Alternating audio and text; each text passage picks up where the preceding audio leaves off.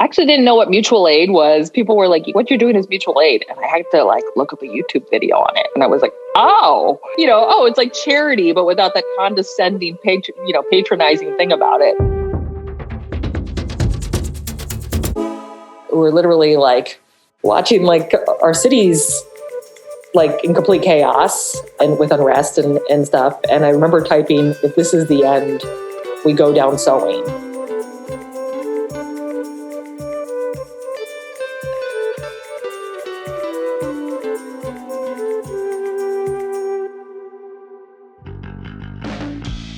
Heard that there was a need for home sewn masks.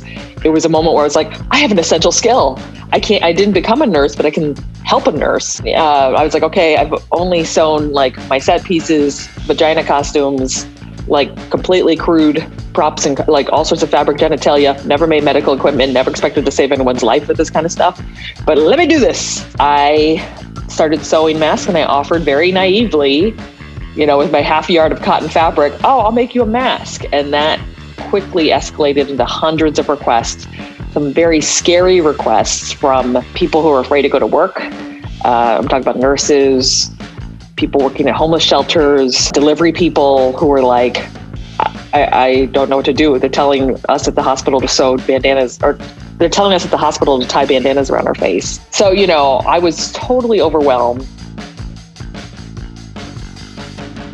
I think, the gift of like Audrey just sort of planting that image in my head as we were like on the street and they handed me their pre-cuts and said, my hands are actually best made for breaking bread. So I can't cut anymore, but I'll find you other volunteers. They all happen to be Chinese, which is really weird.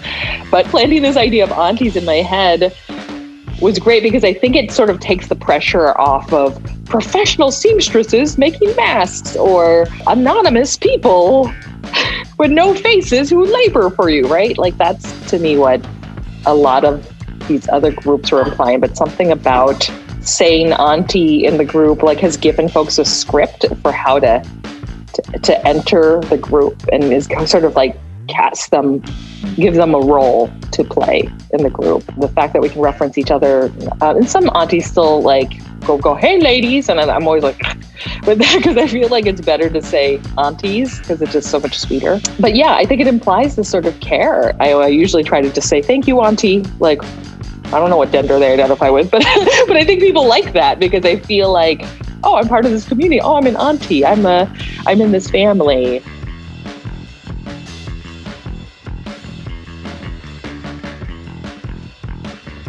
For a lot of the aunties, they're very social in the group and love like talking and sharing. And this has been their kind of comfort in this time. This has been their community in a very scary time and has given them a sense of purpose that keeps them from feeling helpless, but also making sure that they feel like they are directly connected to who they are sending their masks to. So when we have a request from a community, we offer it out to the group. It's not an automatic, okay, we'll send those over. It's we can put up your request and the aunties decide whether or not they're going to stay up through the night or whatever the process is to sew those masks. And I think for me, it's very important for the recipients because we've gotten so Amazon primed to understand that you can just get things by pressing buttons. You forget that there's someone on the other end who did that. But occasionally I would get a request that felt like they were treating me like a free version of the 99-cent store, or that like I just have nothing to do all day and I just love sewing free stuff for people. And I felt like I wanted to give dignity to that labor.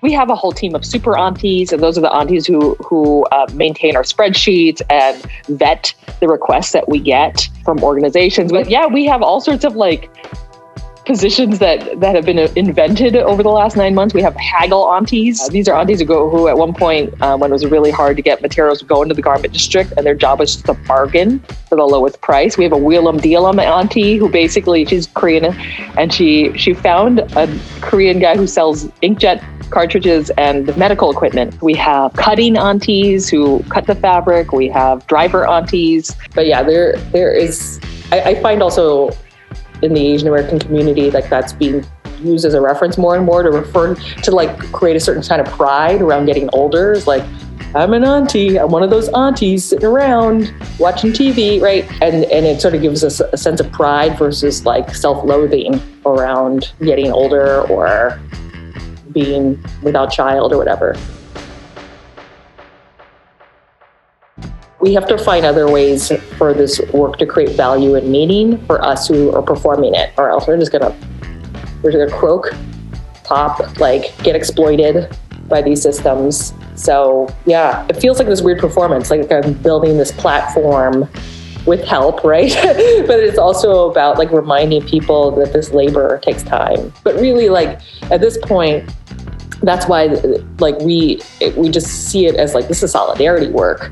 At this point, this is like unpaid labor supporting groups that are invisible. And so that's when the shift began to happen, where it began to feel more political in the sense of when you begin to look at who these communities are, a lot of them are indigenous, a lot of them are undocumented, a lot are immigrant, a lot don't have access to water, to food, to healthcare.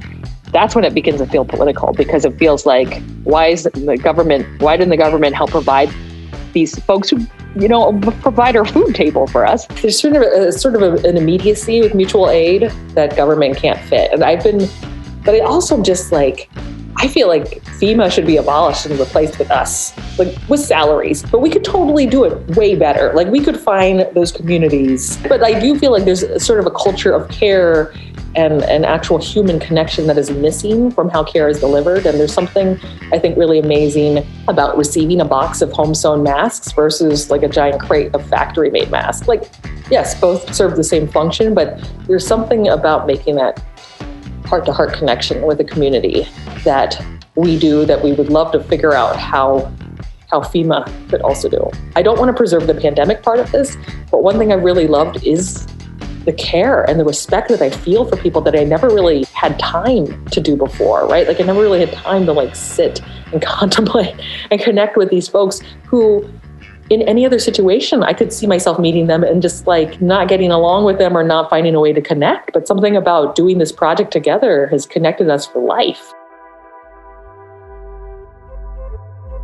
Like they say the Merriam-Webster word of the year is pandemic. I really feel like it's care, and it's about thinking how radical an idea it is to care for people you've never seen, to put your care and energy into people who are actually indirectly caring for you, whether it's as farm workers or day laborers, teachers or medical professionals. Like they may not be you might not be in the hospital, but it is so radical to think about I can put my labor towards these communities that keep us going, that keep our economy going, that keep food moving through our cities. And that's huge.